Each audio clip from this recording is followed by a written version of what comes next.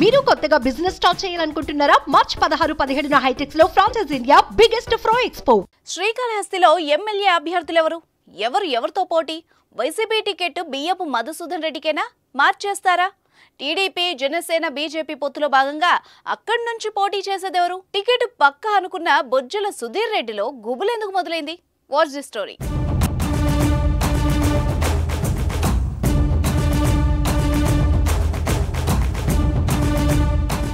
AP రాష్ట్ర రాజకీయాలు శరవేగంగా మారుతున్నాయి. ఎన్నికల సమయం దగ్గరకొస్తున్న కొద్దీ ఖరారు కాని సీట్లపై అభ్యర్థులు మల్లగుల్లాలు పడుతున్నారు.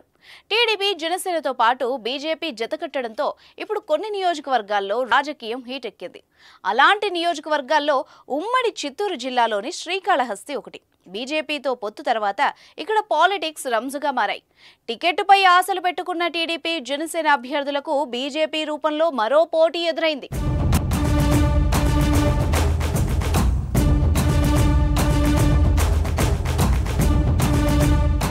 శ్రీకాళహస్తిలో టీడీపీ అభ్యర్థిగా పోటీ చేయాలని బొజ్జల సుధీర్ రెడ్డి భావిస్తున్నారు.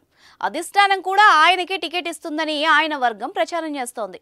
మాజీ ఎమ్మెల్యే ఎస్సీవీ నాయుడు కూడా టికెట్ ప్రయత్నాలు చేస్తున్నారు. మరోవైపు పొత్తులో భాగంగా శ్రీకాళహస్తి సీటు దక్కించుకొని బరిలో నిలవాలని జనసేన ఇన్ఛార్జ్ కోట వినూత కాపు కాచుకుని కూర్చున్నారు.